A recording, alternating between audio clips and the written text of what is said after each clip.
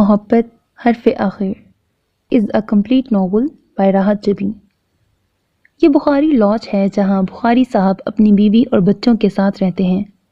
اگر آپ اس فیملی کے بارے میں جاننا چاہتے ہیں تو آئیے اندر چلتے ہیں۔ گیٹ کھلتے ہی آپ کو ایک خوبصورت سرسبز لان نظر آئے گا۔ یقیناً لان کی دلکش آرائش، ترتیب اور خوبصورتی دیکھ کر آپ مکینوں کی خوش ذوقی اور محنت کو سراہیں گے، لیکن ایسا ہرگز نہیں ہے، کیونکہ سارا کمال مکینوں کا نہیں، مالی کا ہے۔ اس گھر میں بسنے والے آرائش و خوبصورتی اور محنت کو پسند ضرور کرتے ہیں، لیکن اس آتش میں بے خطر کود پڑیں ایسا قطعی نہیں۔ لان کے بالکل سامنے 3 سیڑھیاں چڑھنے کے بعد ایک چمکدار چکنے فرش والا برآمدہ ہے۔ آپ برآمدے کے سامنے والا لکڑی کا بڑا سا منکش دروازہ کھولیے اور اندر چلے آئیے۔ یہاں آپ کو ایک ہال کمرہ نظر آئے گا۔ یوں تو گھر کے افراد اسے ٹی وی لاؤنج کہتے ہیں، لیکن آپ اسے کچھ بھی کہہ سکتے ہیں۔ Drawing room, dining room, sitting room, meeting room, جو بھی آپ سمجھ لیں۔ اس کمرے کی دیدہ زیب ڈیکوریشن اور لشکارے مارتے ہوئے فرنیچر کی صفائی اپنے ہاتھوں سے نہیں بلکہ ملازمہ کے ہاتھوں پر کڑی نظر رکھ کر کروائی جاتی ہے۔ یہ ملازمہ اس گھر میں برسوں سے رہ رہی ہے۔ نام صابرہ ہے مگر صبر نام کو نہیں۔ گھر میں کھانا سب سے پہلے صابرہ کھاتی ہے۔ مالکان نے کھانا کھایا یا نہیں اس بات کی محترمہ کو رتی برابر بھی پرواہ نہیں۔ ہال کمرے کے دائیں طرف کارنر میں کچن ہے، جہاں صرف اور صرف مسز بخاری کی راجدھانی ہے۔ یہاں سے جو بھی چیز پک کر نکلتی ہے وہ انہی کے ہاتھوں کی تخلیق ہوتی ہے۔ اس راجدھانی میں کسی کو بھی قدم رکھنے کی اجازت نہیں، حتیٰ کہ ان کی جوان سال بیٹی کو بھی نہیں۔ اور یہ حضرت جو سامنے صوفے پہ بیٹھے ہیں، جن کی میز پہ رکھی ہوئی ٹانگیں ٹی وی پہ چلتے ہوئے میوزک سے زیادہ تیز چل رہی ہیں، یہ ماشاءاللہ مسز بخاری کے 18 سالہ جوان بیٹے ہیں۔ یہ کثرت سے ٹی وی کے سامنے رہنے کی وجہ سے 24 گھنٹے فلموں کے زیر اثر رہتے ہیں، لہٰذا ان کے منہ سے آپ کو کبھی بھی عام گفتگو سننے کو نہیں ملتی۔ آپ کو یہ زبان ہر وقت ڈائلاگز بولتی نظر آئے گی۔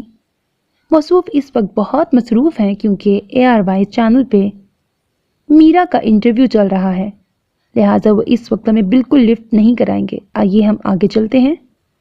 یہ جو بائیں ہاتھ پر ڈارک براؤن دروازہ ہے، اسے بلا جھجک کھول دیجئے۔ اب اندر آ جائیے۔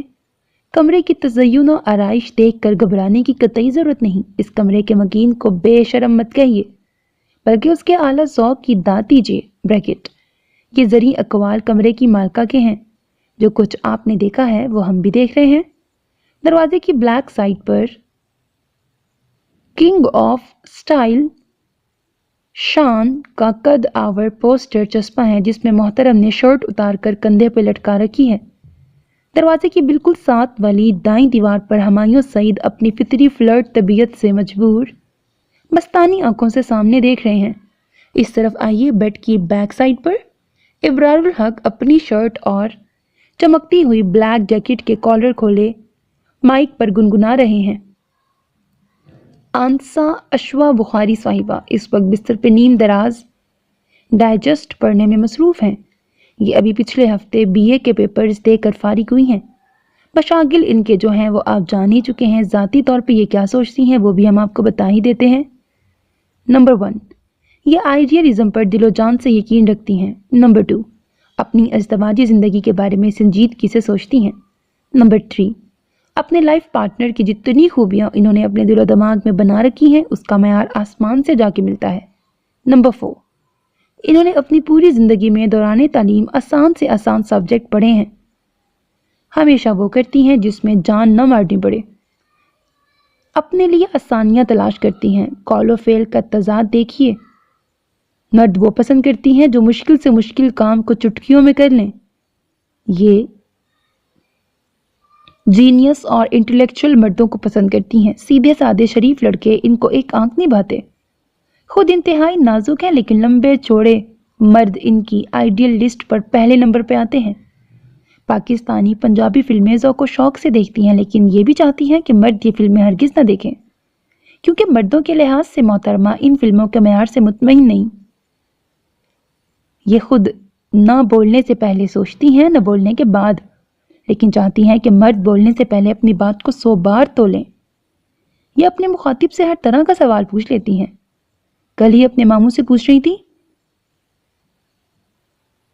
امرتا پریتم کے بیٹے کی شکل ساحر لدھیانوی سے کیوں ملتی تھی؟ یہ ہر وقت کسی نہ کسی چکر میں رہتی ہیں۔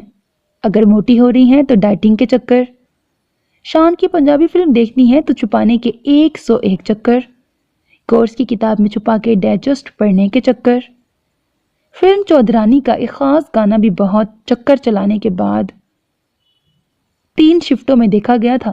چونکہ یہ ہر وقت کسی نہ کسی چکر میں رہتی ہیں، لہٰذا انہیں تھرل اور ایڈونچر سے عشق ہے۔ ہماری کہانی کا مرکزی کردار بھی یہی ہے۔ آئیے دیکھتے ہیں کہ یہ اپنی آئندہ زندگی کے لیے کیا چکر چلاتی ہیں۔ ماما، فیصل سے کہیں مجھے ٹیشو کے گھر چھوڑ آئے، اس نے ناشتے کی ٹیبل پہ بیٹھتے ہی کہا تھا۔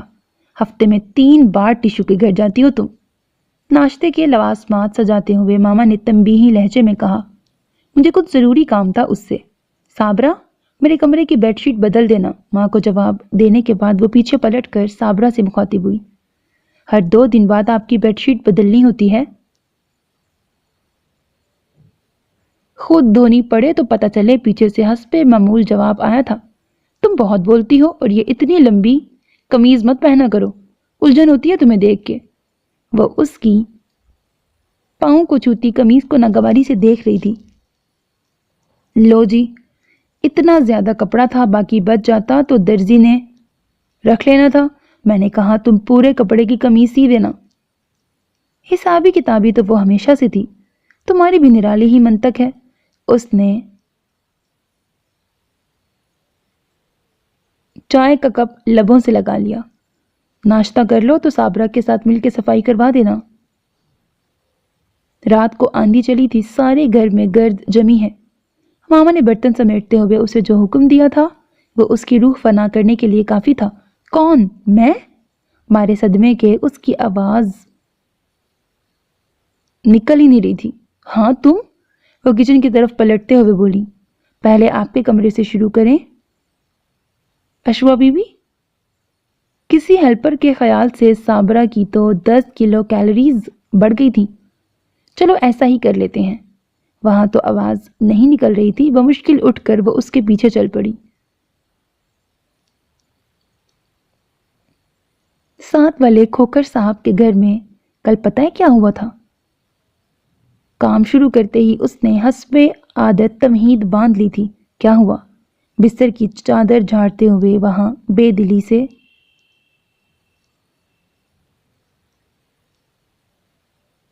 پتہ نہیں کیا لکھا ہوا ہے، کام کرتے ہوئے آنسا اشوا بی بی کے چہرے پر مسکراہٹ آ جائے، ناممکن۔ کھوکر صاحب بیماری پہ بہت چڑچڑے ہو جاتے ہیں۔ کل ان کی بیگم کمرے میں گئیں تو پاس پڑا گلدان ان کے سر پہ دے مارا۔ بیچاری پٹی باندھے پھر رہی ہیں، کوئی پوچھے تو کہتی ہیں گر پڑی تھی۔ یہ نہیں بتاتی کہ گری کس پہ تھی، خود گلدان پہ گری تھی یا گلدان ان پہ۔ وہ ہنسی سے لوٹ پوٹ ہو رہی تھی۔ تم ایسی باتوں پہ کیسے ہنس لیتی ہو؟ وہ بیچاری مار کھا کے بیٹھی ہیں، تمہیں ہنسی آ رہی ہے؟ اس نے مالک بن کر نصیحت کرنا اپنا فرض سمجھا۔ لو جی، وہ خود ہی اپنا اشتہار لگوائے پھر رہی ہیں، دوسرا مزہ کیوں نہ لے؟ اس نے کنگ آف سٹائل کو اپنے دوپٹے سے پونچھتے ہوئے کہا، جبکہ یہ اپنائیت بھرا انداز اسے ایک آنکھ نہیں بھایا تھا۔ تبھی بول پڑی، تم ادھر فرنیچر کی صفائی کرو، یہ سب میں خود ہی کر لوں گی۔ اس نے پوسٹرز کی طرف اشارہ کرتے ہوئے کہا، کل سے میرا گلا خراب ہے اور یہ بلڈ کینسر کی نشانی ہوتی ہے۔ اس نے فرنیچر کی دھول صاف کرتے ہوئے دل گرفتگی سے کہا تھا، کیونکہ دھول مٹی میں ہاتھ ڈالنا اسے ہمیشہ ناگوار گزرتا تھا۔ خدا کے خوف سے ڈرو صابرہ، کبھی کسی چھوٹی بیماری پر بھی اکتفا کر لیا کرو۔ سر میں درد ہوا تو ٹیومر سے کم نہیں، ہاتھ پاؤں سو گئے تو فالج کا اٹیک، اور اب یہ بلڈ کینسر۔ صفائی کرتے ہوئے تھوڑی سی گرد گلے میں چلی گئی ہے محترمہ، ورنہ تمہیں کچھ ہونے والا نہیں ہے۔ اس نے تکیے پر گلاف چڑھاتے ہوئے کہا، آپ بے شک نہ مانے، بڑی بیماریاں پہلے یوں ہی جڑ سے پکڑتی ہیں۔ صابرہ بیگم کوئی بات کہہ دیں اور اس پر ڈٹی نہ رہیں، ایسا تو ممکن ہی نہیں۔ یہاں کا کام ختم ہو جائے تو فیصل کے کمرے میں آ جانا، میں وہیں جا رہی ہوں۔ اس نے باہر نکلتے ہوئے کہا، انداز ایسا تھا جیسے تم سے کون سر کھپائے۔ وہ اس کے کمرے میں آئی تو وہ ابھی تک سو رہا تھا۔ بریکٹ ہائی میں کام کر رہی ہوں اور یہ سو رہا ہے۔ اس نے کلستے ہوئے اس پہ پڑا کمبل کھینچا۔ 9:30 بج گئے ہیں، تمہیں شرم نہیں آتی اتنی دیر تک سوتے ہوئے؟ 10 دن بعد تمہارے ایگزامز ہیں اور خواب غفلت دیکھو اپنے۔ اسے جھنجھوڑتے ہوئے بولی تو وہ تل ملا کے اٹھ بیٹھا۔ بہنیں تو گھر کا سکون ہوتی ہیں، ٹھنڈی ہوا، آنگن کی چڑیا اور 2 پل کا مہمان ہوتی ہیں۔ وہ اٹھتے ہی شروع ہو گیا تھا۔ بکو مت، تم نے پھر رات کو فلم دیکھی ہے؟ وہ اسے گھورتے ہوئے بولی۔ آہستہ بولو سسٹر، ماما سن لیں گی۔ اس نے دروازے کے باہر دیکھ کر ڈرتے ہوئے کہا، ایک شرط پہ آہستہ بولوں گی۔ وہ فوراً اپنے مطلب پہ آ گئی۔ وہ کیا؟ اس نے بستر سے اترتے ہوئے پوچھا۔ مجھے ٹیشو کے گھر چھوڑ کے آؤ۔ یہ ٹیشو پیپر کے گھر تم نے روزانہ جانا ہوتا ہے؟ اس نے باتھ روم کی طرف جاتے ہوئے کہا۔ 2 پل کی مہمان، ٹھنڈی ہوا اور آنگن کی چڑیا کے لیے تم اتنا بھی نہیں کر سکتے؟ اس نے اس کے برادرانہ جذبات کو جھنجھوڑا تھا۔ جذباتی طور پہ بلیک میل کر رہی ہو، بہت بڑی بلیک میلر ہو تم۔ اس نے مسکراتے ہوئے باتھ روم کا دروازہ بند کیا۔ تیار ہو جاؤں میں؟ اس نے اونچی آواز میں پوچھا۔ ہو جاؤ۔ شاور کھلنے سے پہلے اندر سے شاہانہ جواب آیا تھا۔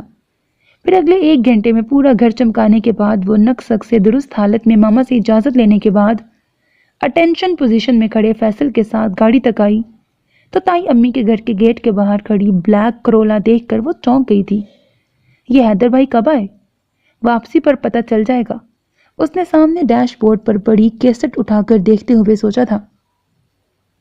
تائی امی نے آپ کے ٹرانسفر کے بارے میں تو بتایا تھا، لیکن ٹرانسفر کراچی میں ہی ہو رہی ہے یہ نہیں بتایا۔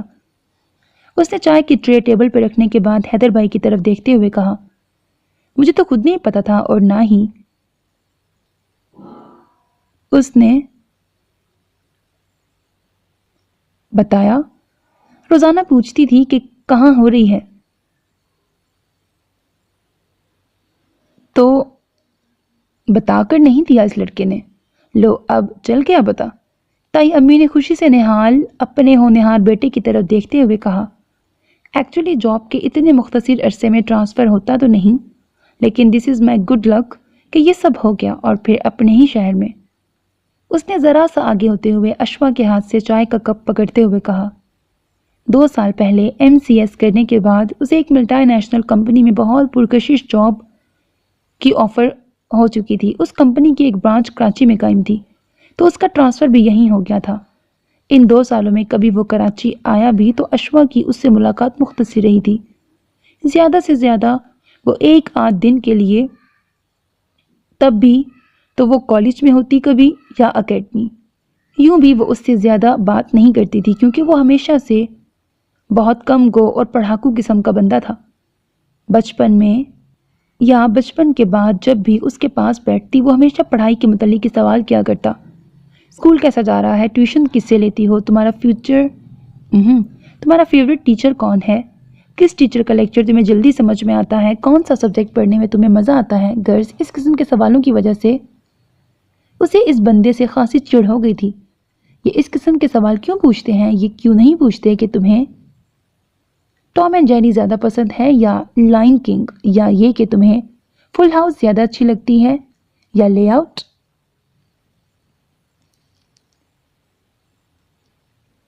لیکن وہ اس سے کبھی بھی ٹی وی پروگرام ڈسکس نہیں کرتا تھا اور وہ چڑھتے ہوئے اسے دوبارہ کبھی منہ نہ لگانے کا عہد کرتی اس کے پاس سے اٹھ جایا کرتی تھی۔ لیکن وہ بچپن تھا، اب وہ بہت زیادہ آئیڈیلسٹک ہوتی جا رہی تھی۔ بچپن میں جو باتیں اسے بری لگتی تھیں اب وہی باتیں اس کی گڈ بکس میں شامل تھیں، لیکن بقول اس کے ابھی وہ اتنی احمق نہیں تھی کہ ساری خوبیاں اپنے اندر پیدا کر لیتی۔ وہ ان خوبیوں کو آئیڈیلائز ضرور کرتی تھی مگر دوسروں کی ذات میں۔ اب بھی وہ پچھلے 1 گھنٹے سے اس کے سامنے اسی لیے جم کے بیٹھی تھی کیونکہ اس نے ابھی تک اس کی پڑھائی سے متعلق کوئی سوال نہیں پوچھا تھا۔ سب لوگ چائے پینے کے ساتھ ساتھ ہلکی پھلکی گفتگو کر رہے تھے کہ اچانک حیدر صاحب کی فطری رگ پھڑک اٹھی۔ زیر عطا فیصل تھا، تم FSC کر رہے ہو نا؟ I think next weekend exam شروع ہو رہے ہیں اس کے۔ اس نے خالی کپ ٹیبل پہ رکھنے کے بعد ٹانگ پہ ٹانگ جماتے ہوئے کہا تھا، یوں جیسے اپنے پسندیدہ موضوع شروع ہونے پر انسان ریلیکس ہو کے بیٹھتا ہے۔ لیکن فیصل صاحب کا سکون غارت ہو گیا تھا۔ جی بالکل ٹھیک کہہ رہے ہیں آپ۔ اس کے چہرے سے بےچارگی ٹپکنے لگی تھی۔ کون سے کوچنگ سینٹر جاتے ہو تم؟ دوسرا سوال ہوا تھا۔ دانش، جواب انتہائی مشکل سے دیا گیا۔ کسی قسم کی مشکل محسوس ہو مجھ سے ڈسکس کرو، میں بریف کر دوں گا تمہیں، اوکے؟ اس کا کندھا تھپتھپاتے ہوئے اپنا مخلصانہ تعاون بھی پیش کیا گیا۔ جی، فیصل کی پھنسی پھنسی آواز نکلی تھی۔ اچھی طرح دل لگا کے پڑھو، بہترین گریڈ لاؤ، تو پھر میں تمہارا نیوی میں انٹری ٹیسٹ کرا دوں گا۔ بہترین ایجوکیشن، بہترین جاب، اس سے بڑھ کر اور کیا چاہیے؟ یقیناً تم بھی یہی چاہتے ہو گے۔ لگے ہاتھوں بیچارے فیصل سے بھی رائے لے لی گئی تھی۔ جی بالکل، میں خود بھی یہی چاہتا ہوں۔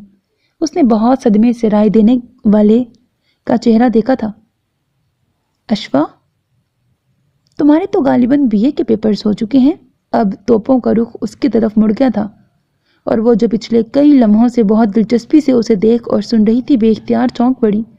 جی کچھ دن پہلے ہی ختم ہوئے ہیں۔ اس نے یوں نظریں چرائی تھی جیسے چوری پکڑی گئی ہو، حالانکہ دوسری طرف پکڑ لیے جانے کا کوئی تاثر نہیں تھا۔ پوزیشن بن جائے گی؟ اس کے سوال پر فیصل نے انتہائی بدتمیزانہ کہا لگایا تھا۔ بھائی جان، یہ پاسنگ مارکس بھی لے لیں تو بڑی بات ہے۔ اس نے مزید گوہر افشانی کی تھی۔ اشوا کا بس نہیں چلا کہ اس کا سر پھاڑ دے۔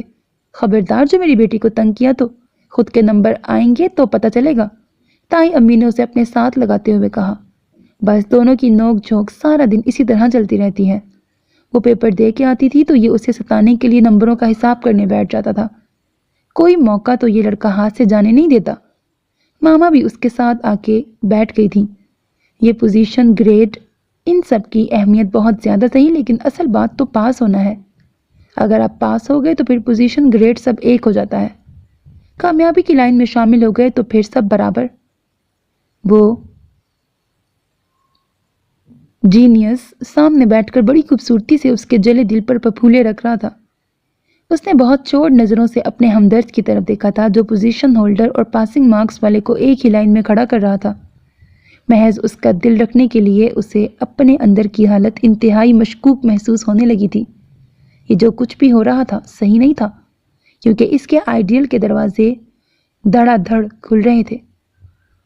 جس وقت وہ تائی امی کی طرف آئی، بڑی آپا آئی ہوئی تھیں، وہ انہیں اور خصوصاً ان کے بچوں کو دیکھ کر ایک سرخوشی کی کیفیت میں ان کی طرف بڑھی تھی۔ آپ کب آئیں؟ ابھی کچھ ہی دیر ہوئی۔ میں امی سے تمہارے بارے میں ہی پوچھ رہی تھی۔ وہ کہہ رہی ہیں کہ تم بہت کم آتی ہو ادھر۔ وہ اسے خود سے لپٹاتے ہوئے شکایت بھی کر گئی۔ نہیں تو میں تو روزانہ آتی ہوں، پھر کبھی ناگا ہو جائے تو تائی امی کہتی ہیں میں نے آنا ہی چھوڑ دیا۔ وہ مسکراتے ہوئے ان کے پاس بیٹھ گئی۔ بہت کمزور ہو رہی ہو تم، کیا کھاتی پیتی کچھ نہیں ہو؟ لگتا ہے ساری صحت بالوں میں ہی جاتی ہے، جسم پہ کچھ نہیں چڑھتا۔ وہ اس کے گھنے بالوں کی موٹی چٹیا کو ہاتھ میں لیتے ہوئے بولی۔ یہ بات تو ان کی واقعی درست تھی۔ اس کی تمام فرینڈز اس کے بالوں پر رشک کرتی تھیں، حالانکہ اس نے اپنے بالوں کا زیادہ خیال نہیں رکھا تھا۔ تیل لگانا، چٹیا باندھنا تو اشوا بی بی کی عادت میں ہی نہیں تھا۔ دیسی ٹوٹکوں سے اسے سخت الرجی تھی۔ وہ تو ان لمبے بالوں سے چھٹکارا چاہتی تھی۔ یہ چاہت پوری بھی ہو جاتی اگر ماما کا ڈر نہ ہوتا۔ وہ تو یہ بات بھی سننا پسند نہیں کرتی تھی، لہٰذا توہن کرہن اسے یہ اضافی بوجھ بریکٹ بقول اس کے اٹھانا پڑتا تھا۔ بڑی آپا ابھی تک اس کی چٹیا کے بل گن رہی تھی۔ فارغ ہوتی ہو سارا دن گھر میں، کوکنگ کی کلاسز کیوں نہیں لے لیتی تم؟ تمہارا ٹائم بھی اچھا گزرے گا اور فائدہ بھی ہوگا۔ بڑی آپا ہمیشہ سے اماؤں والے مشورے دیا کرتی تھی۔ فائدہ کیا ہوگا؟ ٹائم پاس تو سمجھ میں آیا تھا، فائدہ سر پر سے گزر گیا تھا۔ فائدہ یہ ہوگا کہ تم گرداری سیکھ جاؤ گی۔ اسے ہر بات آسان لفظوں میں سمجھانی پڑتی تھی۔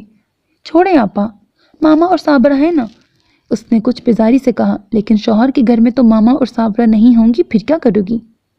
انہوں نے مسکراتے ہوئے اس کی طرف دیکھا۔ پھر مرتا کیا نہ کرتا، اس نے کچھ سوچ کر ہنستے ہوئے کہا۔ یعنی وہاں جا کر آپ سدھر جائیں گی؟ ایگزیکٹلی۔ آپ لوگ میری شادی تو کیجئے، پھر دیکھیے گا کیسی سگڑ بہو بنوں گی میں کہ لوگ مثالیں دیا کریں گے۔ اس نے فرضی کالر جھاڑے تھے۔ تائی امی نے ہنستے ہوئے اسے اپنے ساتھ لگا لیا۔ مثلاً کیا کریں گی آپ وہاں جا کے؟ آپا نے دلچسپی ظاہر کی۔ تمیزدار بہو کے روپ میں میٹھی چھری کیسے بنا جاتا ہے یہ میں ٹیشو سے پوچھ لوں گی۔ اس کے پاس اپنی بھابھیوں کی ڈھیروں مثالیں موجود ہیں۔ اس نے پاس بیٹھے آپا کے بیٹے کو کھینچ کر اپنی گود پہ بٹھاتے ہوئے کہا۔ شادی شدہ زندگی گزارنے کے بڑے کامیاب گڑ آتے ہیں اسے۔ وہ مزید گوہر فشانی پر اتر آئی تھی۔ اچھا وہ کیا؟ आपा उसके करीब खिसक आईं। ताई अम्मी को जाने दे, फिर बताती हूँ। उसने चटखारा लेते हुए उनके कान में सरगोशी की थी और जब तक ताई अम्मी बाहर नहीं चली गई वो आपा के बच्चों के साथ चिड़िया उड़ी खेलती रही। और जिस वक्त वो उन्हें अज़दवाजी ज़िंदगी के सुनहरी असूल बता रही थी उसी वक्त हैदर अंदर आया था। ब्लैक जीन्स और लाइट पिंक टी शर्ट में वो खासा फ्रेश नजर आ रहा था। इन 2 सालों में उसकी डैशिंग पर्सनालिटी बहुत इम्प्रूव कर चुकी थी। उसे इस मकूले पर दिलो जान से एतबार आ गया था कि बेहतरीन एजुकेशन और बेहतरीन जॉब आपकी शख्सियत को निखार देती है। वो गैर इरादी तौर पर उसका तफसीली जायजा ले रही थी। सुनहरी असूल फिर पीछे रह गए थे। आपा ने भी उसी की तरह बड़े प्यार से अपने भाई की तरफ देखा था। अशवा बीबी आई हैं, क्या हो रहा है आजकल? उसने टीवी ऑन करने के बाद उसके बराबर वाले सोफे पे बैठते हुए पूछा था। कुछ खास नहीं, बिल्कुल फारिग हूँ। वो खामखा कंफ्यूज होने लगी थी। फारिग नहीं बैठना चाहिए, कोई ना कोई मसरूफियत अच्छी होती है। वो रिमोट हाथ में लिए अपना पसंदीदा चैनल ढूंढते हुए बोला। इस ढूंढा ढांडी के दौरान उसके कई दिल पसंद चैनल गुजर गए थे जिसे उसने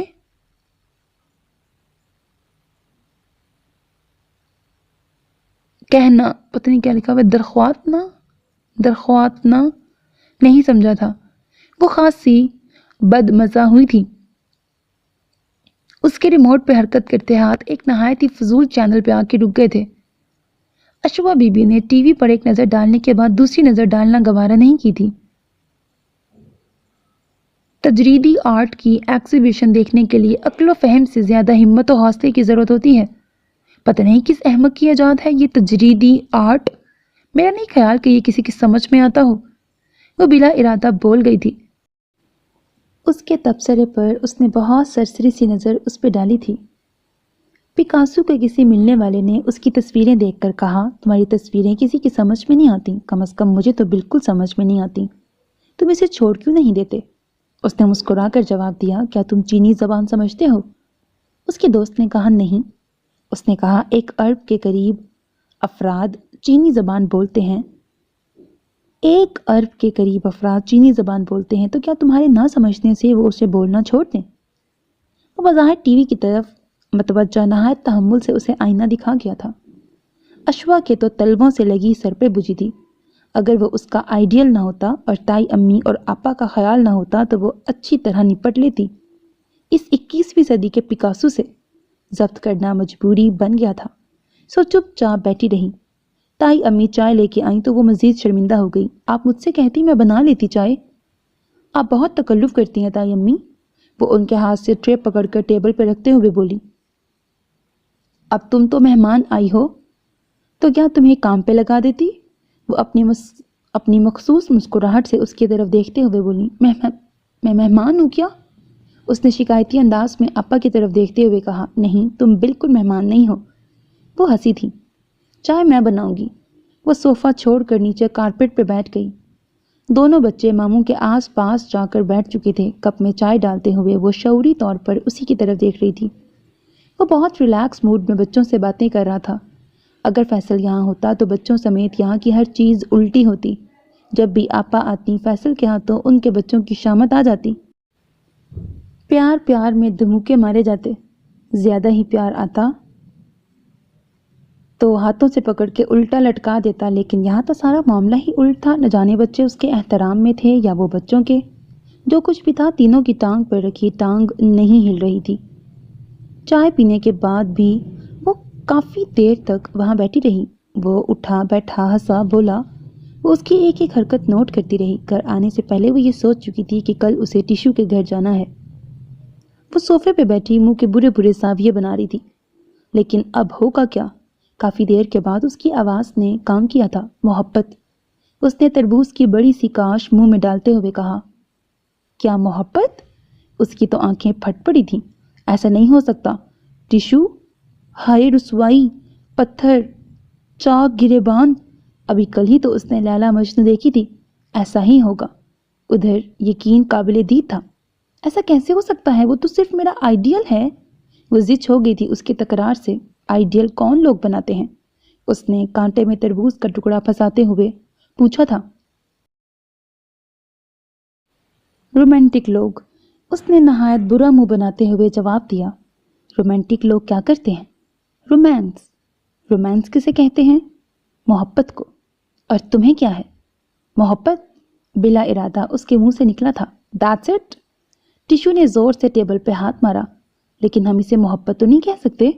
محبت میں تو انسان کو بھوک نہیں لگتی، پیاس بھی نہیں لگتی، بار بار محبوب کی یاد ستاتی ہے۔ چوٹ ایک کو لگتی ہے تو درد دوسرے کو ہوتا ہے، اور حد تو یہ کہ زخم کا نشان بھی بن جاتا ہے۔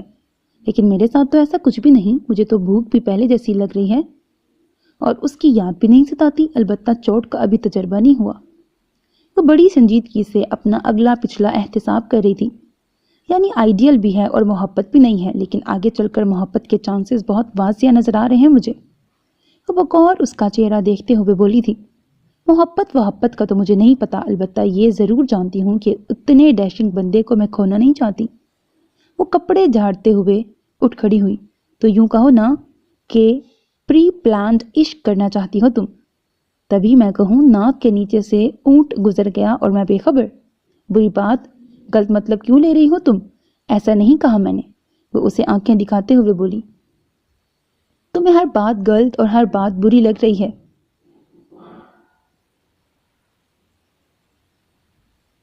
پلاننگ سلیقے سے نہیں ہوتی مس اشوا بخاری صاحبہ، اس کے لیے انگلی ٹیڑھی کرنی ہی پڑتی ہے۔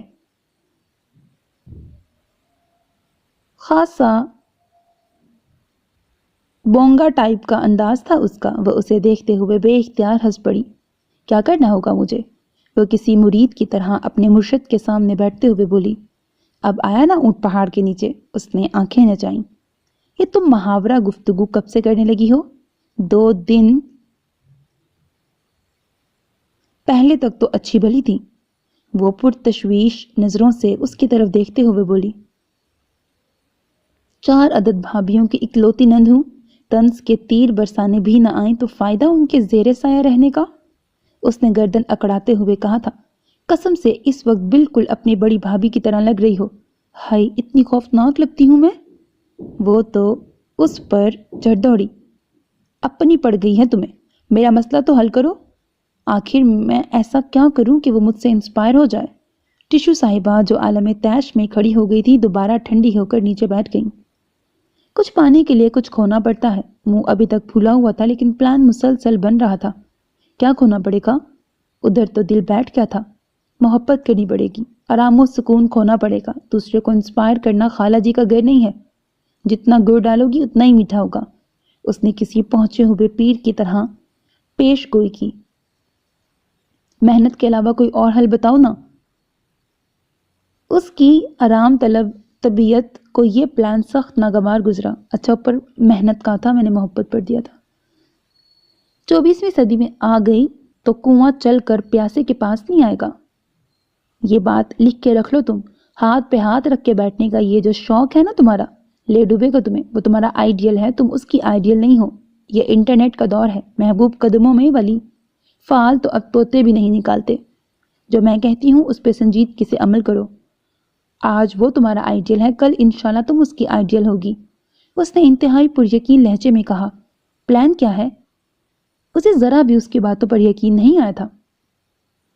پلان یہ ہے کہ وہ اس کے قریب کھسک آئی۔ خاصا سرگوشیانہ پلان تھا جسے سنتے ہوئے اس کی بھویں کبھی اوپر جاتی کبھی نیچے۔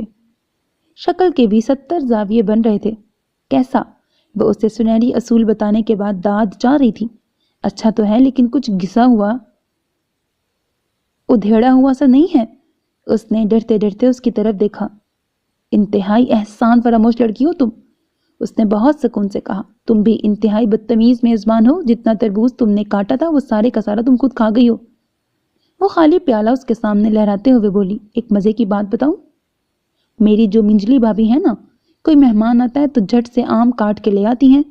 مہمان بیچارہ ایک پیس کھاتا ہے، وہ پوری پلیٹ کھا جاتی ہیں۔ میں بھی آج کل انہی کی شاگردی میں ہوں۔ اس نے انتہائی ڈٹائی کا مظاہرہ کیا۔ تم سے کوئی نہیں جیت سکتا ٹیشو، تمہیں شرمندہ کرنا پہاڑ کھودنے کے برابر ہے۔ اس نے انتہائی مایوسی سے کہا، تم جو بھی کہو، اپنا گرو تو تم مجھے مان ہی چکی ہو۔ اس نے فرضی کالر جھاڑے۔ ہاں یار یہ تو ہے۔ وہ نہایت شرافت سے مان گئی۔ تو پھر میں سمجھ لوں کہ پل پل کی رپورٹ مجھے ملتی رہے گی؟ ڈن؟ ڈن۔ وہ اس کے ہاتھ پہ ہاتھ رکھتے ہوئے بولی تو دونوں کھلکھلا کے ہنس پڑی۔ آج سنڈے تھا۔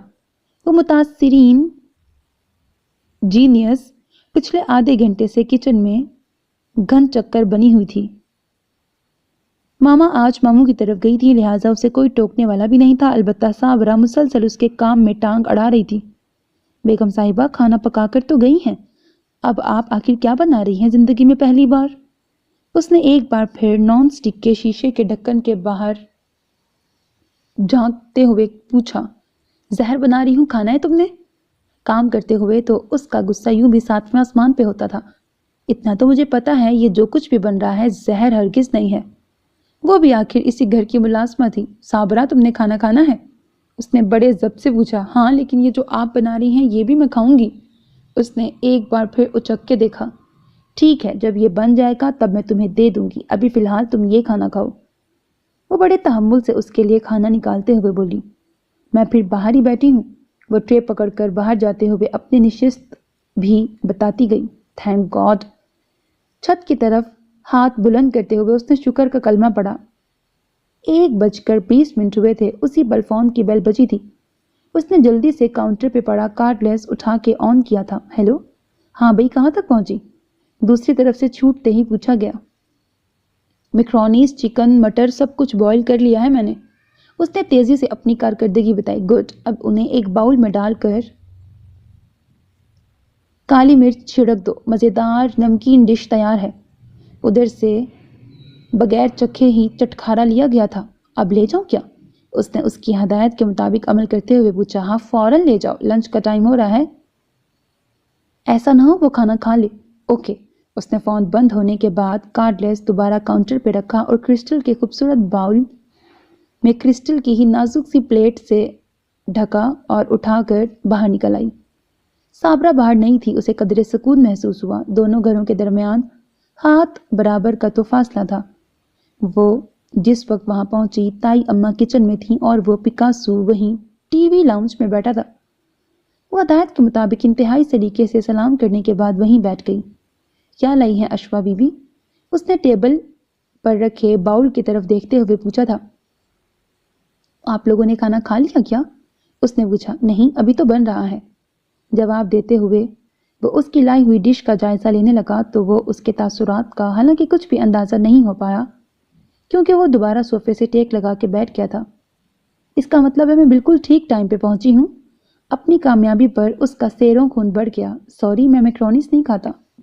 امی سے پوچھ لو، شاید انہیں پسند ہو۔ امی کے لیے بھی شاید کا لفظ استعمال کیا گیا تھا۔ اسے اتنی صاف گوئی کی امید نہیں تھی، جی چاہا سامنے پڑا پیالہ اٹھا کے اس کے سر پہ دے مرے، لیکن اس حرکت سے برا امپریشن پڑنے کا خطرہ تھا، سو خون کے گھونٹ پی کے رہ گئی۔ ایکچولی یہ خالص زنانہ قسم کی ڈش ہے۔ وہ اپنی طرف سے اس کا دل رکھ رہا تھا اور دوسری طرف تو آگ ہی لگ گئی تھی۔ اس پر عورت کی تصویر بنی ہے؟ زنانہ ڈش؟ اس نے جل کے سوچا تھا۔ اصل میں فیصل بہت پسند کرتا ہے یہ، اس لیے بنائی تو اس کے لیے بنائی تو آپ کے لیے بھی لے آئی۔ اگر آپ کو نہیں پسند تو ڈونٹ وری۔ اس نے بڑے جبر سے لاپرواہ بننے کی کوشش کی تھی۔ اتنی سخت گرمی میں کچن میں سر دھنا تھا۔ پورا آدھا گھنٹہ یہ سب بنانے میں لگا اور کیسے منہ پھاڑ کے کہہ دیا مجھے نہیں پسند۔ وہ کلس رہی تھی اور وہ کہہ رہا تھا مجھے بریانی اور چانپ زیادہ پسند ہے۔ میرے کھانے میں زیادہ تر یہی ڈشز ہوتی ہیں۔ اگر تم بریانی بنا کے لائی ہوتی تو یہ باؤل اب تک خالی ہو چکا ہوتا۔ وہ بہت خوبصورتی سے مسکرایا تھا۔ زہر نہ بنا دو تمہارے لیے؟ اس نے جل کے سوچا تھا۔ ارے اشوا، تم کب آئی؟ تائی امی نے کچن سے نکلتے ہوئے پوچھا۔ ابھی آئی تھی، اس نے کھڑے ہوتے ہوئے کہا۔ بیٹھو، یہ کیا لائی ہو؟ وہ بھی اس کی لائی ہوئی ڈش چیک کرنے لگی۔ مجھے بہت پسند ہے یہ۔ وہ اس کی طرف دیکھتے ہوئے مسکرائی تو اسے کافی حوصلہ ہوا۔ تم بیٹھو، میں کھانا لگاتی ہوں۔ وہ پلٹتے ہوئے اسے بیٹھنے کا اشارہ کرتے ہوئے بولی۔ نہیں تائی امی، اب میں چلتی ہوں۔ ماما گھر پہ نہیں ہیں اور فیصل کو بھی کھانا دینا تھا۔ اب اپنی ذمہ داری کا احساس بھی تو جتلانا تھا۔ کھانا کھانے میں ٹائم ہی کتنا لگے گا؟ کھا کر جانا، میں لگا رہی ہوں۔ ان کے حتمی انداز پر وہ مجبوراً رک گئی۔ بیٹھنا مناسب نہیں لگا تو ان کے پیچھے کچن میں چلی آئی۔ تائی امی کے ساتھ مل کر اس نے ڈائننگ ٹیبل پر کھانا لگایا تھا۔ کائی امی نے بریانی بنائی تھی اور وہ خاصی رغبت سے کھا رہا تھا، جبکہ اشوا بیوی کو آج بریانی سخت بری لگ رہی تھی۔ ہم جس ملک میں رہتے ہیں ہمیں ہلکی پھلکی غذا سوٹ ہی نہیں کرتی۔ پیزا، سینڈوچ یہ ہماری بھوک کو مٹانے کے لیے ناکافی ہوتے ہیں۔ برٹش ممالک میں ترقی اس لیے ہے کہ وہ لوگ چلتے پھرتے کام کرتے کوئی بھی ہلکی غذا کھانے کو ترجیح دیتے ہیں۔ انہوں نے کھانے کو مین پرابلم نہیں بنایا، لیکن ہمارے ہاں مین پرابلم ہی کھانا ہے۔ آج کیا کھائیں گے، آج کیا پکائیں گے؟ ہمیں یہ سب عجیب نہیں لگتا، کیونکہ جہاں ہم رہتے ہیں وہاں دن بھر کی سخت محنت کے بعد ہمیں ہیوی لنچ یا ڈنر کی ضرورت ہوتی ہے۔ وہاں ہر کام مشین کرتی ہے، لیکن یہاں ہر کام ہمیں خود کرنا ہوتا ہے۔ مشین رکھنے کے باوجود پھر ہم ان کی غذا کو اپنی غذا میں شامل نہیں کر سکتے۔ انہیں سبزیاں بوائل کر کے کھانے میں مزہ آتا ہے، لیکن ہمیں سبزیاں پکا کے کھانے میں زیادہ لذت محسوس ہوتی ہے۔ ہم اپنا ٹیسٹ تو خراب نہیں کر سکتے۔ وہ کھانے میں کیلوریز چاہتے ہیں، لیکن ہمیں مزے سے مطلب ہوتا ہے۔ ہم ان کی خوراک کو اپنی خوراک کے بعد تو کھانا پسند کر سکتے ہیں، لیکن پہلے نہیں۔ ہمیں اسی چیز کی طلب ہوتی ہے جو ہمارے اندر کا حصہ ہے۔ وہ بریانی کھاتے ہوئے برٹش کنٹریز کی غذائی کیفیت کے بخیے ادھیڑ رہا تھا۔ یہ سب وہ اسے سنا رہا تھا یا یہ اس کی عام گفتگو کا انداز تھا؟ خیر جو کچھ بھی تھا، وہ اس کے لیے آئندہ کبھی کچھ نہ بنانے کا عہد کرتے ہوئے وہاں سے اٹھی تھی۔ موسم صبح سے ہی بہت پیارا تھا اور اب شام کو تو مزید خوبصورت ہو گیا تھا۔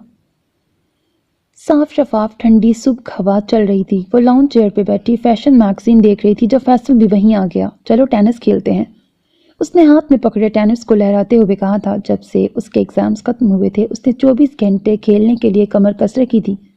ہر وقت اس کے ہاتھ میں ٹینس بیٹ یا فٹ بال نظر آتی تھی۔ میں نہیں کھیلوں گی، اس نے میگزین سے نظریں ہٹائے بغیر جواب دیا تھا۔ ایک وقت آئے گا یہ دنیا میرے قدموں میں ہوگی اور میں اسے رونتا ہوا گزر جاؤں گا۔ وہ اپنی مادری زبان پہ اتر آیا۔ تمہارے پیروں میں اتنی طاقت ہے؟ اس نے مصنوعی حیرت سے پوچھا۔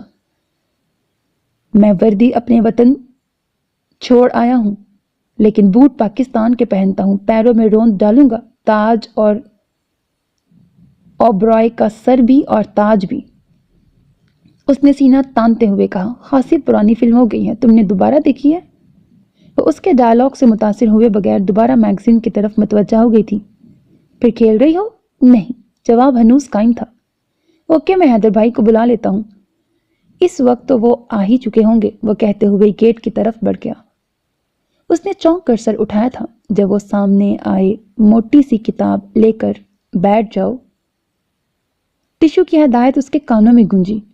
میگزین وہیں چھوڑ کر وہ دوڑتی ہوئی پاپا کی اسٹڈی میں گئی۔ بک ریک میں الٹے سیدھے ہاتھ مارنے کے بعد قدرت اللہ شہاب کا شہاب نامہ ہاتھ لگا، خاصا موٹا تھا۔ وہی پکڑ کے اسی تیزی سے دوڑتے ہوئے وہ دوبارہ وہاں آ کے بیٹھ گئی۔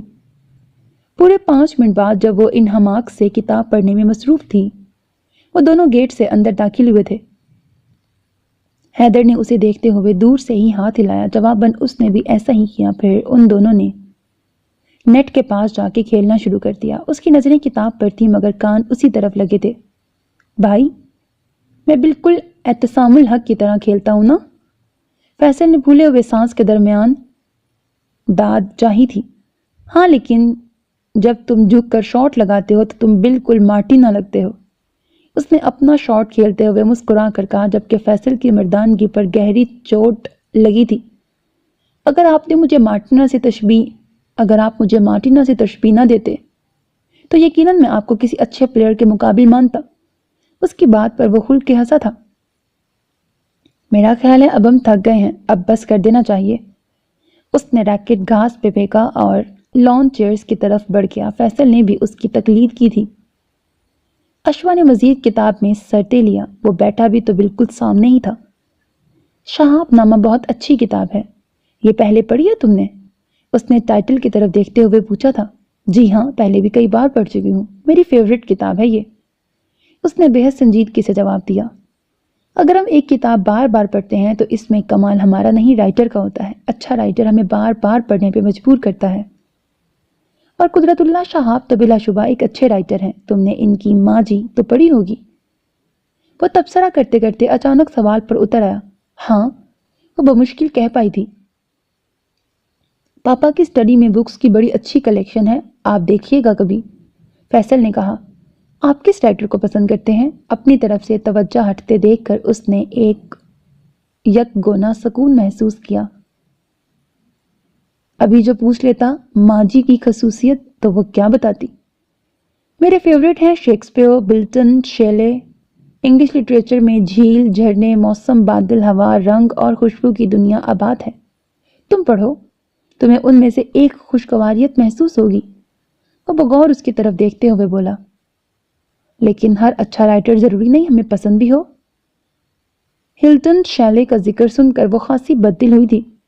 یہی تو المیہ ہے، جس رائٹر کی تحریر میں ہمیں اپنا پسندیدہ موضوع نظر آتا ہے وہی رائٹر ہمیں اچھا لگنے لگتا ہے، اور جس کی تحریریں ہمارے مزاج سے مطابقت نہیں رکھتی ہم بڑے دھڑلے سے اسے بکواس رائٹر کا خطاب دے دیتے ہیں۔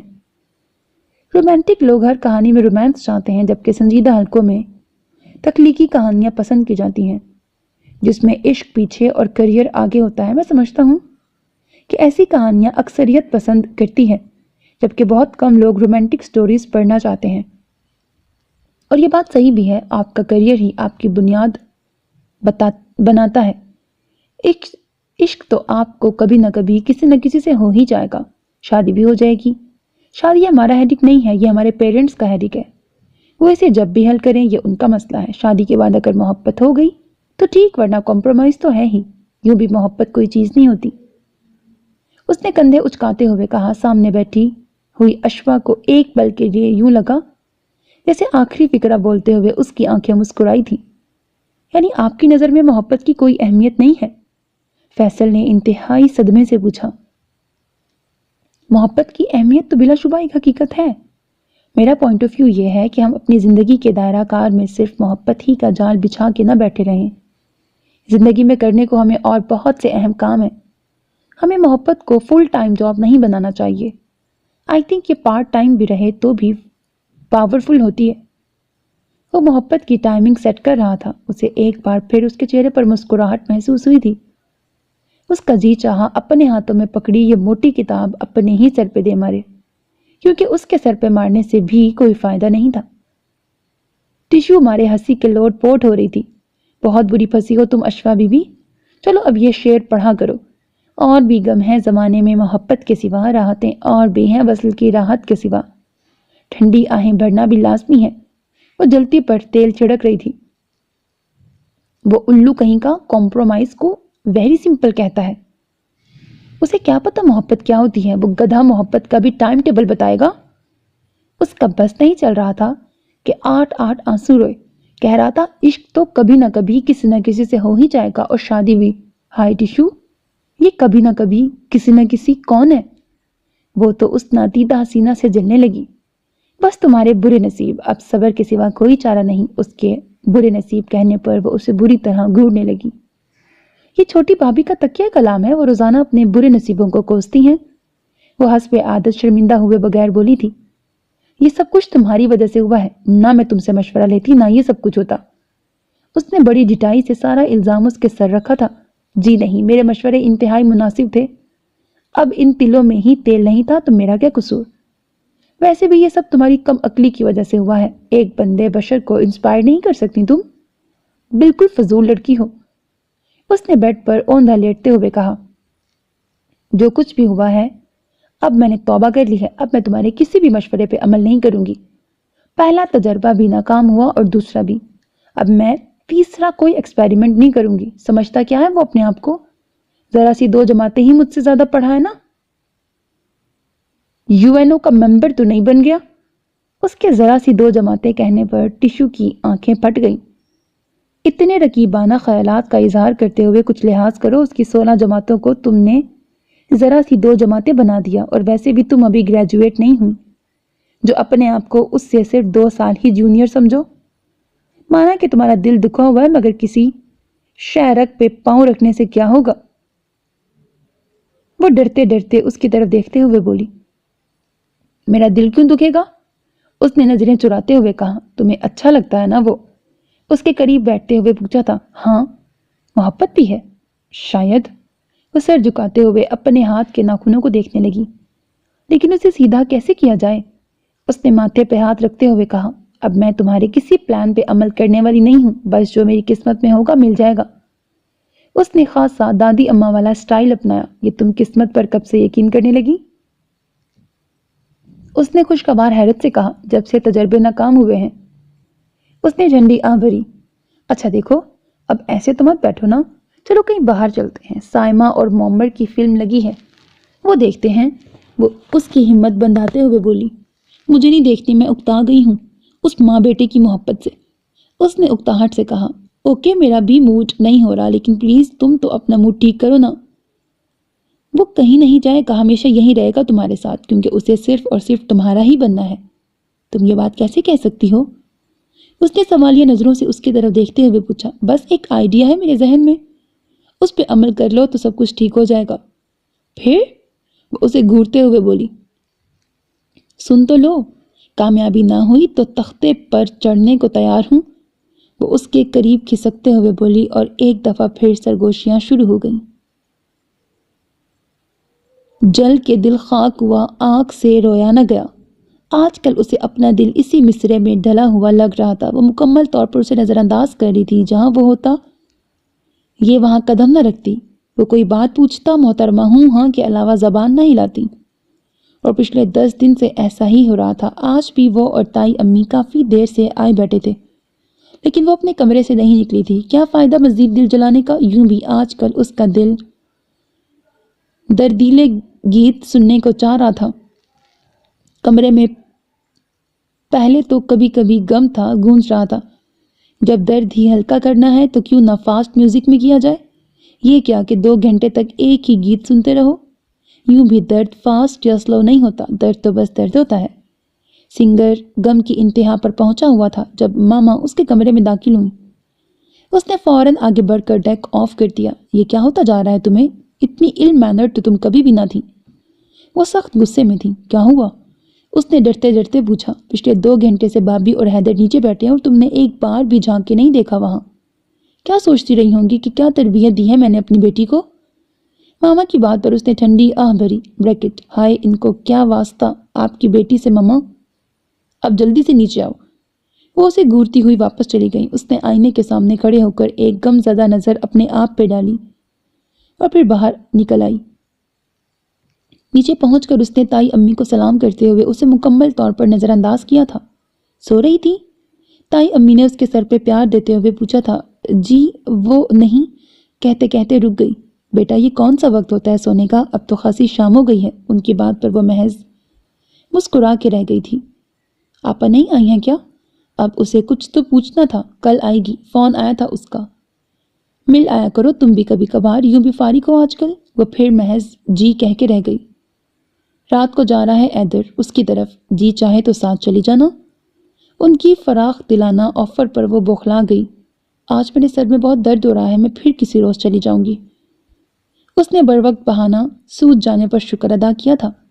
چلو جیسے تمہاری مرضی۔ تائی امی کی یہی بات تو اسے اچھی لگتی تھی کہ وہ کبھی بھی اپنی بات دوسرے پر مسلط نہیں کرتی تھی۔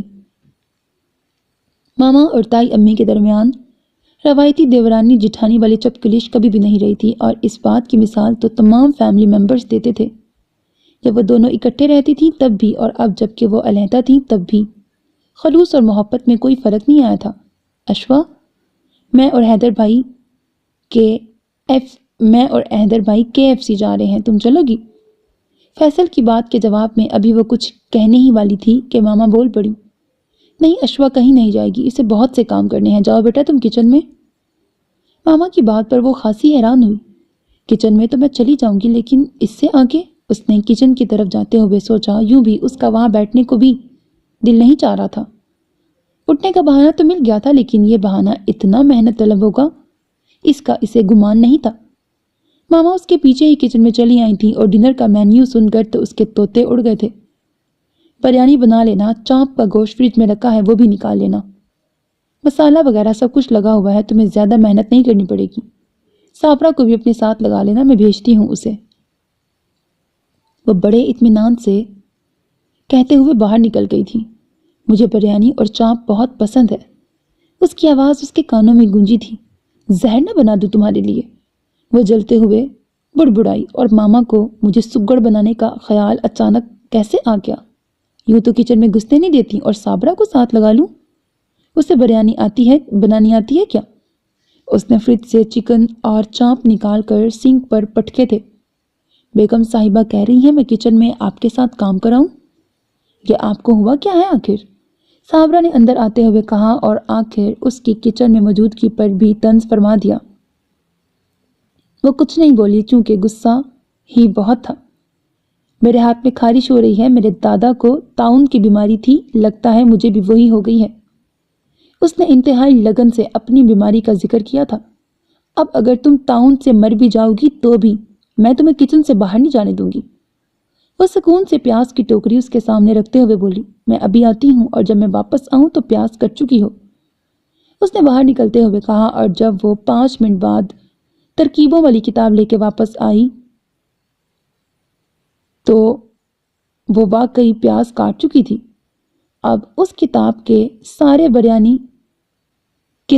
بریانی بنانا کچھ مشکل بھی نہیں تھا۔ اس نے بریانی کی ترکیب کھول کر درمیان میں صفحہ پلٹ جانے کے ڈر سے ایک چمچ رکھا اور درود شریف پڑھنے کے بعد کام شروع کر دیا۔ ایک گلاس پانی مل جائے گا؟ وہ جو چکن کا مسالہ بناتے ہوئے کتاب میں سر دے کے کھڑی تھی ہڑبڑا کر پیچھے پلٹی۔ جینیس دروازے میں کھڑا تھا اور یقیناً اس کے ہاتھ میں پکڑی کتاب بھی دیکھ چکا تھا۔ اس اچانک چھاپے پر اسے طیش تو بہت آیا مگر کہا کچھ نہیں۔ پہلے تو جی چاہا صابرہ سے کہہ دے، مگر پھر کچھ مناسب محسوس نہیں ہوا تو خود ہی فریج میں سے بوتل نکال کر گلاس میں پانی بھرا اور اس کی طرف بڑھا دیا۔ ان ترکیبوں سے کھانا اچھا بن جاتا ہے کیا؟ وہی ہوا جس کا ڈر تھا۔ جی، اس نے بڑے تحمل سے جواب دیا تھا۔ سب کھا لیتے ہیں؟ وہ انتہائی سنجیدگی سے پوچھ رہا تھا جبکہ لہجے کی شرارت صاف عیاں تھی۔ جی ہاں، اس نے خاصا چباتے ہوئے کہا۔ عموماً تم کتنی دیر میں کھانا بنا لیتی ہو؟ اب یقیناً ساری دنیا کی خواتین کے کوکنگ شیڈیول بتائے جائیں گے، اس نے کٹتے ہوئے سوچا۔ صبر کا پھل میٹھا ہوتا ہے، اس نے تنکتے ہوئے کہا تھا۔ اس کا مطلب ہے آج میٹھی بریانی کھائیں گے، اس نے مسکراتے ہوئے کہا۔ آپ کو کسی اور چیز کی ضرورت ہو تو کہیے۔ وہ اسے وہاں سے ٹالنا چاہ رہی تھی۔ ضرورت تو ہے مگر اینی وے تم بہت مصروف ہو اس وقت، پانی کے لیے شکریہ، وہ کہتے ہوئے واپس پلٹ گیا۔ لگتا ہے تیر نشانے پہ لگ گیا، اب آگے آگے دیکھیے ہوتا ہے کیا، اس نے مسکراتے ہوئے سوچا اور چاولوں کی طرف متوجہ ہو گئی۔ آج کل ماما نے کچن کی ساری ذمہ داری اسے سونپ رکھی تھی۔ 3-4 کھانے پکانے کی کتابیں بھی لا کر دی تھی۔ نہ جانے انہیں کیا ہو گیا تھا، وہ اسے سگڑ بنانے کی ہر ممکن کوششیں کر رہی تھی۔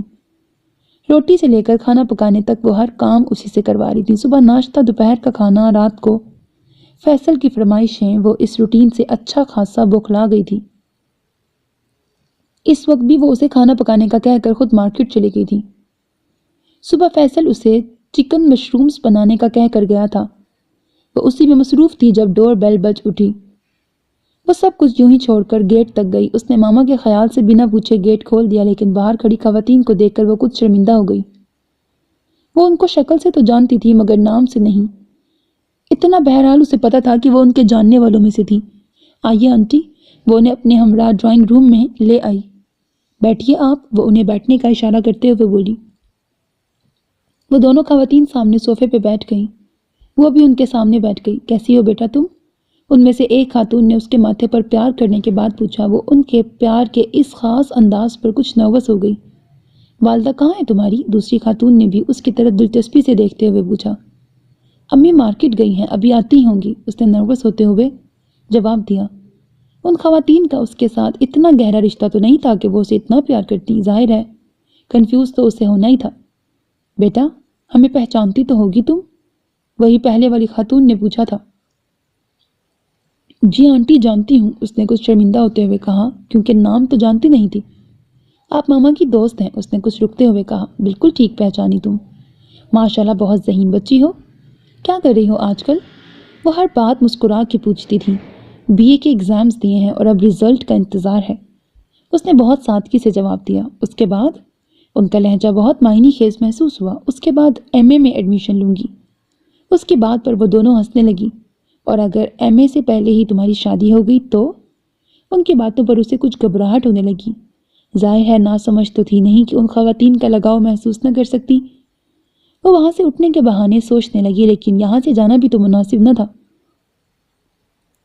وہ اس سے اس کے متعلق سوال پوچھتی رہی، کون سے اسکول میں پڑھی ہو، کون سے کالج، سبجیکٹ کیا پڑھے، وغیرہ وغیرہ۔ وہ بہت مختصر جواب دیتی رہی، پھر ان سے 5 منٹ کا کہتے ہوئے کچن میں آئی اور جب تک وہ مینگو اسکواش بنا کر لائی تب تک ماما بھی آ گئی۔ اس نے دروازہ کھولتے ہی ان عورتوں کے بارے میں بتا دیا اور یہ بھی کہ وہ کس قسم کی گفتگو کر رہی ہیں۔ جاؤ تم اپنا کام کرو اور سنو۔ وہ جو پلٹ رہی تھی دوبارہ رک گئی۔ تمہیں اب وہاں آنے کی ضرورت نہیں ہے، میں دیکھ لوں گی سب، وہ قطعی لہجے میں کہتے ہوئے آگے بڑھ گئی تو وہ ہال کمرے سے اندر جانے کی بجائے پچھلے لان کی طرف سے اندر آ گئی۔ کچن میں آنے کے باوجود اس کی سوچ وہیں اٹکی ہوئی تھی۔ کیوں آئی ہیں؟ کس لیے آئی ہیں؟ کافی دیر گزر گئی تھی۔ وہ کام مکمل کرنے کے بعد اپنے کمرے میں چلی گئی۔ نہ وہ خود باہر گئی تھی اور نہ ہی ماما اسے بلانے آئیں۔ کچھ دیر بعد باہر سے آوازیں آنا بند ہو گئیں تو اس نے ان کے چلے جانے پر شکر ادا کیا۔ تجسس تو بہت ہو رہا تھا لیکن اب ماما سے پوچھ بھی نہیں سکتی تھی۔ اب باہر مکمل طور پر خاموشی چھا گئی تھی۔ پھر 10 منٹ بعد تائی امی کی باتوں کی ہلکی ہلکی آواز آنا شروع ہوئی، لیکن وہ باہر نہیں نکلی۔ کچھ تھکاوٹ محسوس ہو رہی تھی، یوں بھی کھانا بناتے ہوئے چکھنے میں وہ کافی سارا کھا چکی تھی اور اب نیند آ رہی تھی۔ اس نے اے سی آن کیا اور وہیں کارپیٹ پر سو گئی۔ اسی شام جب وہ سو کر اٹھنے کے بعد منہ دھو کر بال بنا رہی تھی کہ وہ بنا دستک دیے اس کے کمرے میں چلا آیا۔ چٹیاں بناتے ہوئے اس کے ہاتھ ایک پل کو رکے تھے۔ ہائے، وہ بیڈ کے سامنے پڑی چیئر پر بیٹھتے ہوئے بولا اور پھر کمرے کے چاروں طرف نظر دوڑائی تھی۔ وہ پہلی بار اس کے کمرے میں آیا تھا اور یوں اچانک وہ بہت حیران ہو رہی تھی اور اسے کمرے میں گہری نظر دوڑاتے دیکھ کر شرمندہ بھی۔ آج زندگی میں پہلی بار اسے اپنے کمرے کی سجاوٹ پر شرمندگی محسوس ہوئی تھی۔ کیا سوچے گا وہ میرے بارے میں؟ لیکن دوسرے ہی پل اس کی سوچ نے پلٹا کھایا تھا۔ اس کی سوچ کا میری زندگی سے کیا تعلق؟ ایک ہونک سی اٹھی تھی دل سے۔ آج کون آیا تھا یہاں؟ وہ بغور اس کی طرف دیکھتے ہوئے پوچھ رہا تھا۔ کون آیا تھا؟ وہ الٹا اسی سے پوچھنے لگی۔ کوئی 2 خواتین آئی تھیں۔ ہاں، وہ ماما کی دوست ہے نا، وہ آئی تھی۔ وہ اس کی انفارمیشن پر حیران ہو رہی تھی۔ اسے کیسے پتہ چلا کہ کوئی آیا تھا؟ اور اگر آیا بھی تھا تو اس کا کیا واسطہ اس بات سے؟ کیوں آئی تھی؟ وہ اب بھی اس کی طرف دیکھ رہا تھا۔ مجھے کیا پتا کیوں آئی تھی؟ وہ چڑ کے بولی۔ وہ تمہارے لیے پروپوزل لے کے آئی تھی۔ اس نے اپنی طرف سے دھماکہ کیا تھا لیکن وہ ان کے آنے کا تھوڑا بہت مقصد تو سمجھ ہی چکی تھی، لہٰذا اس دھماکے نے اس پر کوئی خاص اثر نہیں کیا۔ اس میں حیران ہونے والی کون سی بات ہے؟ لڑکیوں کے پروپوزل تو آتے ہی ہیں۔ اس نے یوں اکڑتے ہوئے کہا جیسے رشتوں کی لائن لگی ہو۔ مجھے لڑکیوں کے پروپوزل آنے پر اعتراض نہیں ہے لیکن جب تمہیں کوئی پروپوز کرے گا تو مجھے غصہ آئے گا۔ وہ اپنی جگہ سے اٹھ کر اس کے قریب آتے ہوئے بولا، کیوں؟ میری شادی نہیں ہو سکتی کیا؟ اس نے بہت حسرت سے اس کی طرف دیکھتے ہوئے کہا، تمہاری شادی ہوگی لیکن صرف اور صرف مجھ سے، اور اگر ہمارے درمیان کوئی ٹانگ اڑانے کی کوشش کرے گا تو میں اس کی ٹانگیں توڑ دوں گا۔ اس نے دونوں ہاتھ سینے پہ باندھ کر اس کی طرف دیکھتے ہوئے کہا، کیا؟ ادھر تو ٹھنڈی ہوا کے جھونکے آنے لگے تھے۔ یہ جینیس کیا کہہ رہا تھا؟ کہیں پی کر تو نہیں آیا؟ وہ اسے مشکوک نظروں سے دیکھنے لگی۔ اتنے صاف لفظوں میں کہی ہوئی بات بھی تمہیں سمجھ میں نہیں آتی؟ اس نے مسکراتے ہوئے کہا، لیکن یہ کیسے ممکن ہو سکتا ہے؟ اس پر تو جیسے شادی مرگ والی کیفیت تھی، مگر اب کچھ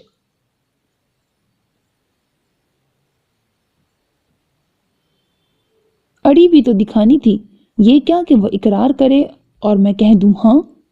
ممکن کیوں نہیں ہے جبکہ ہماری منگنی بھی ہو چکی ہے؟ اس کی مسکراہٹ گہری ہو چکی تھی۔ کیا؟ اس انکشاف پر تو وہ حیرت کے 7ویں سمندر میں پہنچ گئی تھی۔ تمہاری بے خبری پر کافی صدمہ پہنچا ہے مجھے۔ وہ دوبارہ جا کر چیئر پر بیٹھ گیا تھا۔ مجھے آپ کی کسی بھی بات پہ یقین نہیں آ رہا۔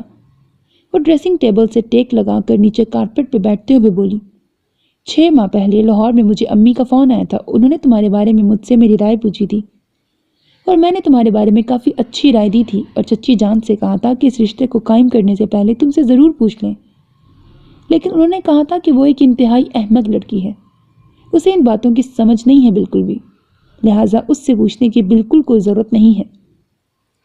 اس نے مسکراتی آنکھوں کے ساتھ پرسکون انداز میں ٹانگ پر ٹانگ رکھتے ہوئے کہا، ایک بہترین فیصلے کے پیچھے اگر ہم سے ہماری رائے نہ بھی لی جائے تو بھی فائدہ ہمارا ہی ہوتا ہے۔ اس نے دل میں سوچا تھا لیکن کہا نہیں، اور کہتی بھی کیوں؟ وہ تو خود کو پہلے ہی فن خواہ سمجھتا ہے مزید اکڑ جائے گا۔ مجھے لگتا ہے تم کچھ دنوں سے مجھ سے ناراض ہو۔ نہ ہی میرے لیے کوئی نئی ڈش بنائی اور نہ ہی کسی کتاب پر تبصرہ کیا۔ گرتے ہیں شہسوار ہی میدان جنگ میں۔ بہت جلدی ہار مان لی تم نے۔ کچھ دن اور ڈٹ کر مقابلہ کیا ہوتا، کامیابی تو تمہارا مقدر ہونی ہی تھی۔ ایسے بھی اور ویسے بھی بلا کا شاطر انسان تھا، کوئی بات اسے چھپی رہ جاتی یہ تو ممکن ہی نہیں تھا۔ اس کا جی چاہا اپنا سر پیٹ ڈالے۔ خاصا تضاد پایا جاتا ہے آپ کے قول و فعل میں، آپ شاید بھول گئے۔ عشق پیچھے ہوتا ہے اور کریئر آگے، اور یوں بھی عشق تو آپ کو کبھی نہ کبھی کسی نہ کسی سے ہو ہی جائے گا اور شادی بھی ہو جائے گی۔ ویسے بھی شادی آپ کی ہیڈک نہیں ہے، اور محبت بھی آپ کسی کھاتے میں نہیں گنتے، کیونکہ آپ کے نزدیک کمپرومائز کی زیادہ اہمیت ہے۔ یوں بھی آپ کی بنیاد محبت سے نہیں، آپ کی کریئر سے بنتی ہے۔ ہمیں اپنے گرد صرف محبت کا جال بچھا کے نہیں بیٹھے رہنا چاہیے، کیونکہ زندگی میں کرنے کو ہمیں اور بھی بہت کام ہے، اور محبت فل ٹائم جاب بھی نہیں ہوتی، اسے ہمیشہ پارٹ ٹائم رکھنا چاہیے۔ وہ ایک ایک بات انگلیوں پر گن رہی تھی، اور وہ اس کی ہر بات پر کھل کر ہنس رہا تھا۔ مجھے نہیں پتا تھا کہ تم میری باتوں کو اتنے دل و جان سے سنتی ہو، بہت مزہ آ رہا ہے مجھے، کچھ اور کہو نا۔ اس نے مسکراتے ہوئے کہا تو وہ جو آگے بھی کچھ بولنے جا رہی تھی فوراً رک گئی۔ جی نہیں، یہ خوش فہمی ہے آپ کی۔ اس نے رخ بدلتے ہوئے کہا، چلیے مان لیتے ہیں، حالانکہ یقین کرنے والی بات تو نہیں، لیکن آپ کا دل رکھنا بھی شرط ہے۔ وہ یوں ہنسا جیسے کوئی دانا کسی نادان کی بات پر۔ میرے قول و فعل میں بالکل بھی تضاد نہیں ہے، میں نے جو کہا وہی کیا۔ کریئر بنانے کے بعد ہی ہم نے عشق کیا ہے، یہ بات تو مانتی ہیں آپ؟ وہ بغور اسے دیکھتے ہوئے گویا ہوا۔ وہ بہت نروس ہو گئی، اپنی کیفیت چھپانے کے لیے خواہ مخواہ ادھر سے ادھر ٹہلنے لگی۔ اسے کیا ہوتا جا رہا ہے؟ یہ ایسی باتیں بھی کر سکتا ہے؟ کتنا عجیب لگ رہا ہے، پیکاسو کا رشتہ دار۔ اسے اپنی سوچ پر خود ہی ہنسی آئی تھی، اور وہ مسلسل اس کی طرف دیکھ رہا تھا۔ پھر ایک خیال کے تحت اس کی آنکھیں چمکنے لگی۔ دیکھو تو خوبی انداز نقش پا، موج خرام یار بھی کیا گل کتر گئی۔ اس نے جس شوخی سے شعر پڑھا تھا وہ چلتے چلتے ایک دم رک گئی۔ آپ باہر تشریف لے جائیں گے پلیز؟ اس نے تمام تر مینرز ایک طرف رکھتے ہوئے کہا تھا۔ جی ضرور۔ وہ نہایت سعادت مندی سے اٹھ کھڑا ہوا، لیکن دروازے تک جاتے ہوئے دوبارہ واپس پلٹا۔ سنو، یہ پوسٹرز اتار دینا، مجھے ان سے جالسی ہو رہی ہے۔ اس نے جس انداز میں یہ بات کہی تھی اسے محسوس کر کے وہ کھلکھلا کے ہنس پڑی۔ جی بہتر، اب آپ باہر جائیں گے؟